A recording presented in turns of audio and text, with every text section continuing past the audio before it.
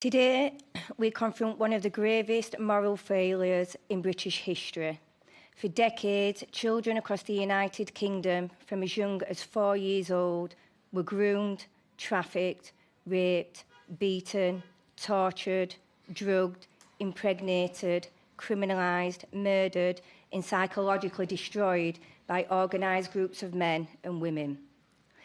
These were not relationships, bad choices, or lovesick teenagers, nor were they prostitutes or little white slags.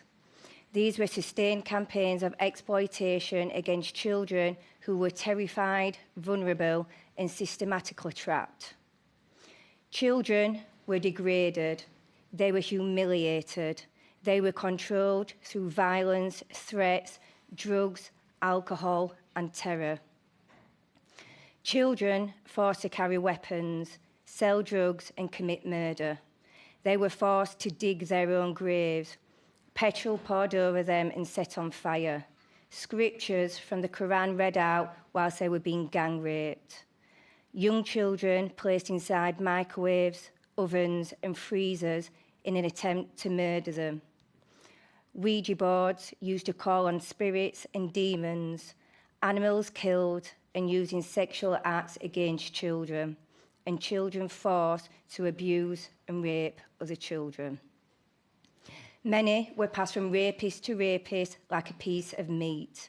Some did not survive their exploitation, suicide, substance abuse, and murder. This was never just about sexual gratification or money. It was about power, about domination, about breaking a child's sense of self until they believed escape was impossible and help would never come. Years later, they were told by professionals they must take medication or their children could be removed from their care. If they spoke publicly, they would lose custody. Victims were told they are too damaged by their trauma to care for their own children. They were then removed and placed into the care system and trafficked. Rapists have been invited into the lives of the victims' children. Children born from their crimes were forced into contact and custody with the men that raped their mothers by social workers and the family courts. The professionals who should have protected them did not and still aren't. This inquiry is exposing something equally horrifying: the scale of institutional failure. Warning signs were there, reports were made, patterns emerged, DNA ignored, and evidence destroyed.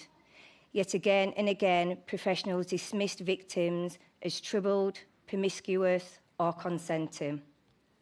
Children in care were written off, raped by staff, and sold on to gangs.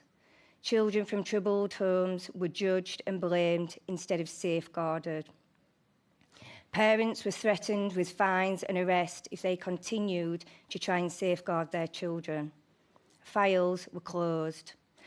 Opportunities to intervene were missed or avoided. Police officers abused and raped the children and handed them back to the men that raped them, while social workers looked the other way, which allowed the predators to thrive.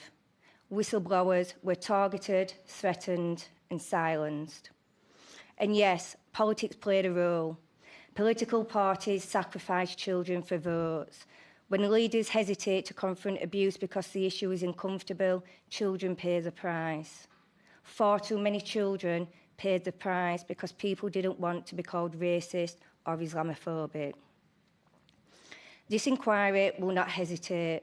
We will follow evidence wherever it leads, into institutions, into systems, into cultures of silence, and into any place where truth has been buried.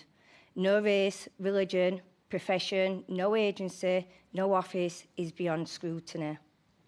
To the survivors, you were children. You were not to blame, you were failed. This country should have protected you, and it did not. The true scale of what has happened and is still happening is far too large for our inquiry and will take many years to unravel.